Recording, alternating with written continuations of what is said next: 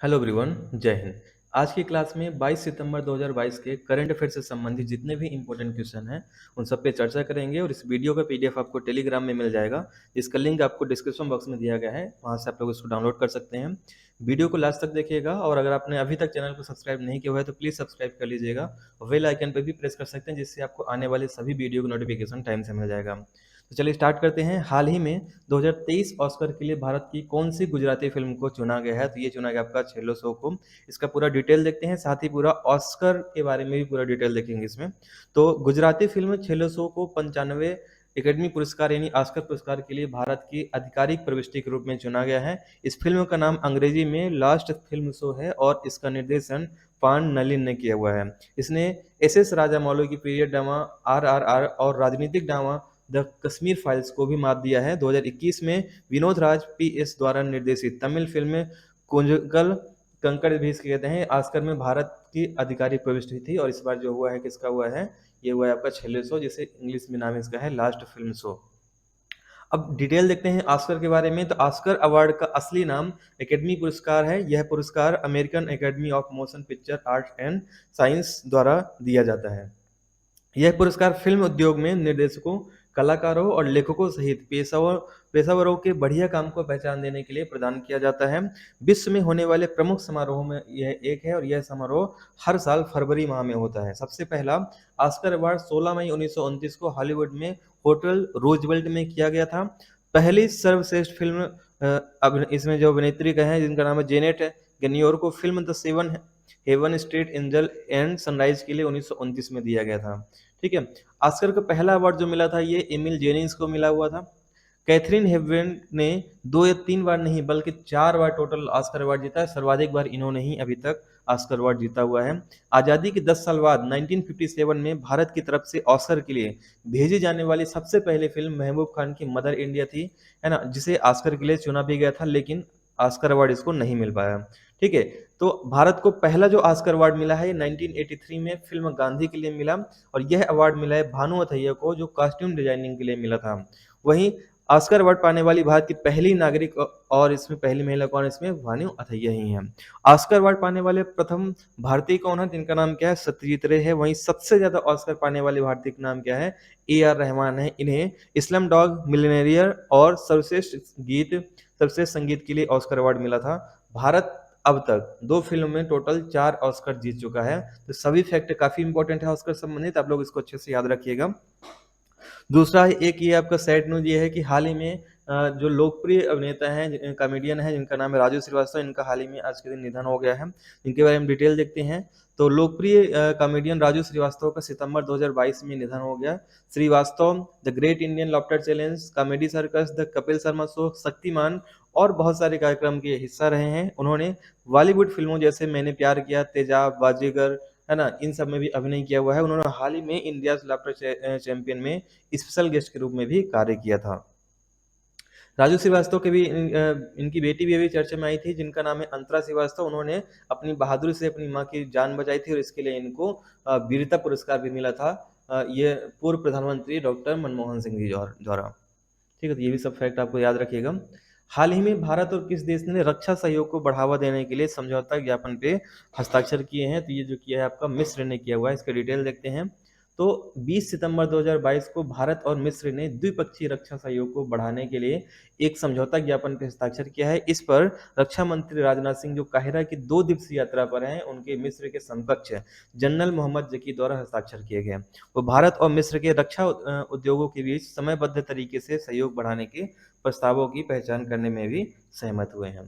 ठीक है। अब नेक्स्ट क्वेश्चन पे आते हैं। हाल ही में किस देश ने नेपाल को हराकर पहला SAFF महिला चैंपियनशिप जीता है? तो जीता है बांग्लादेश ने जीता हुआ है। ठीक है। इसका डिटेल देखते हैं। तो 19 सितंबर 2022 को काठमांडू के दशरथ रंगशाला स्टेडियम में बांग्लादेश ने अपना पहला SAFF महिला चैंपियनशिप खिताब जीता है। बांग्लादेश ने फाइनल में मेजबान जो टीम है नेपाल को 3-1 से हराया है। बांग्लादेश की कप्तान सवीना खातून 5 मैचों में 8 गोल के साथ टूर्नामेंट के शीर्ष स्कोर पर रही।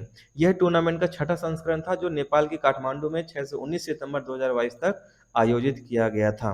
ठीक है। तो सभी पॉइंट आपको इसमें अच्छे से ध्यान रखना है। नेक्स्ट क्वेश्चन पे आते हैं, अंतर्राष्ट्रीय शांति दिवस किस तिथि को मनाया जाता है? तो ये मनाया जाता है 21 सितंबर को।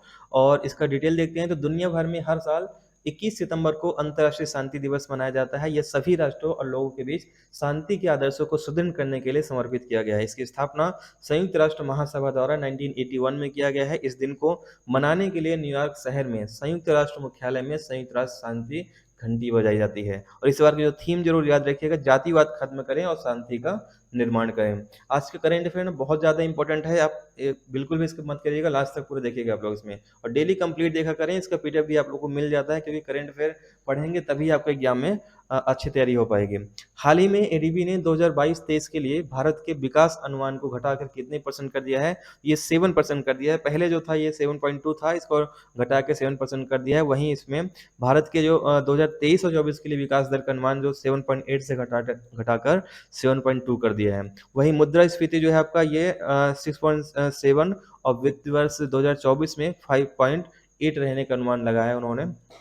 यह जानकारी जो है एशियन डेवलपमेंट आउटलुक 2022 में अपडेट कर दी गई है। ठीक है, अब एडीबी बैंक की बात करें तो ये जो है एक क्षेत्रीय विकास बैंक है, जिसकी स्थापना 19 दिसंबर 1966 को एशियाई देशों के आर्थिक विकास के सुगमीकरण के लिए की गई थी। और इसके जो मुख्यालय है मनीला फिलीपींस में आता है। इसमें सदस्य देश कितने हैं? 68 हैं, ध्यान रखिएगा। हाल ही में कौन नॉर्थ चैनल को तैरकर पार करने वाले सबसे उम्रदराज भारतीय बने हैं? तो ये बने हैं एल्विस अली बने हैं। इसका डिटेल देखते हैं तो असम के तैराक Elvis Ali Hazarika north channel को तैरकर पार करने वाले पहले असमिया बने हैं। वह नॉर्थ चैनल को तैरकर पार करने वाले भारत के सबसे उम्रदराज तैराक भी बने हैं। नॉर्थ चैनल जो है उत्तर पूर्वी आयरलैंड और दक्षिण पश्चिम स्कॉटलैंड के बीच स्थित एक जलमड्रू मध्य है। यह आइल ऑफ मैन के उत्तरी हिस्से, जहाँ पे आयरिश सागर समाप्त होता है, से शुरू होकर उत्तर पश्चिम में अटलांटिक महासागर तक जाता है। इसको मैप में भी देख लेते हैं तो ये आयरलैंड आता है और ये स्कॉटलैंड आता है। तो इन दोनों के बीच में जो आता है क्या है आपका, इसमें नॉर्थ चैनल है इसमें। ठीक है, तो ये आपको अच्छे से इसमें ध्यान रखना है। नेक्स्ट क्वेश्चन पे आते हैं, हाल ही में मनाया गया विश्व अल्जाइमर दिवस किस तिथि को मनाया जाता है? तो ये मनाया जाता है 21 सितंबर को ही मनाया जाता है।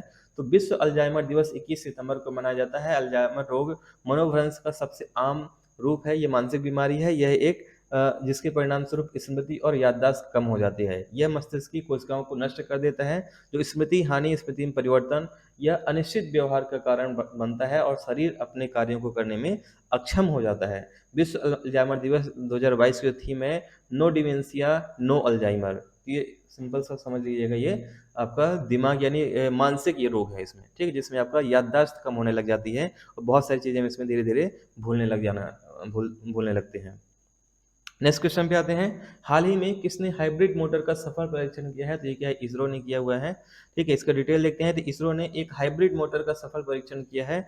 20 सितंबर 2022 को तमिलनाडु के महेंद्रगिरी में इसरो प्रोपल्सर कॉम्प्लेक्स में 30 हाइब्रिड मोटर का परीक्षण किया गया, जो स्केलेबल और स्टेबल है।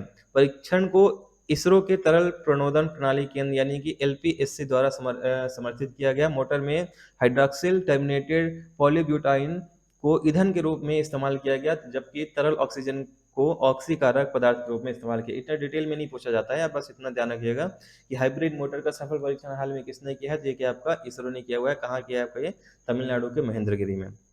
इसरो की बात करें तो इसरो भारतीय अंतरिक्ष अनुसंधान संगठन का फुल फॉर्म है। भारत की यह राष्ट्रीय अंतरिक्ष एजेंसी है और ये क्या करती है? अंतरिक्ष आधारित अनुप्रयोग, अंतरिक्ष अन्वेषण और संबंधित प्रौद्योगिकी के विकास से संबंधित कार्यों को करने के लिए भारत की प्राथमिक एजेंसी है। इसका मुख्यालय बेंगलुरु में आता है। इसकी स्थापना 15 अगस्त 1969 को हुई है और विक्रम साराभाई से कौन है? संस्थापक है। ठीक है, नेक्स्ट क्वेश्चन पे आते हैं, हाल ही में, ये 10 नंबर क्वेश्चन है आपका, हाल ही में किस संस्था ने अपने खेल नियमों में बदलाव करने की घोषणा की है? तो ये आईसीसी ने किया हुआ है। इसका डिटेल देखते हैं तो 20 सितंबर 2022 को अंतर्राष्ट्रीय क्रिकेट परिषद ने सौरव गांगुली की अगुवाई वाली पुरुष क्रिकेट समिति की सिफारिशों की पुष्टि के बाद खेल के नियमों में कई बदलाव की घोषणा की है। अब माकन को अनुचित खेल नहीं माना जाएगा जब इसे रनआउट कहा जाएगा। ठीक है, सॉरी, अनुचित खेल नहीं माना जाएगा और इसे रनआउट कहा जाएगा। लार के इस्तेमाल पर प्रतिबंध अब स्थायी होगा और खिलाड़ी को गेंद को चमकाने के लिए लार का उपयोग करने की अनुमति नहीं होगी, ये भी ध्यान रखिएगा। ठीक है, माकन का मतलब आप ऐसा समझ लीजिए कि जैसे गेंदबाज गेंद करने चलता है तो वो गेंद करने से पहले ही जो सामने वाला जो बल्लेबाज रहता है दूसरे छोर में, वो पहले ही निकल जाता है। तो अगर वो स्टंपिंग कर देता है, वहां पे गेंदबाज कर देता है, तो उसको आउट माना जाएगा इसमें। अब ये वैलिड रहेगा। तो आईसीसी जो स्थापना जो ये कब हुआ है, तो ये हुआ आपका 15 जून 1909 को हुआ है। दुबई में इसका मुख्यालय है और सदस्य देश कितने 106 हैं। आधिकारिक भाषा अंग्रेजी है और सीईओ कौन है इसमें आपका, जियोफ अलार्डिस कौन है इसके आपके ये सीईओ है। इसका फुल फॉर्म है इंटरनेशनल क्रिकेट काउंसिल।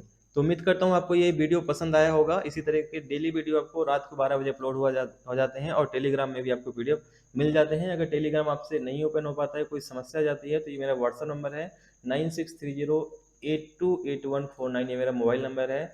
तो यहाँ से आप हमसे व्हाट्सएप में भी ज्वाइन कर सकते हैं, वहाँ भी पीडीएफ आप प्राप्त कर सकते हैं। तो मिलते हैं नेक्स्ट वीडियो में, तब तक के लिए धन्यवाद। जय हिंद। प्लीज़ शेयर सपोर्ट जरूर करिएगा। धन्यवाद।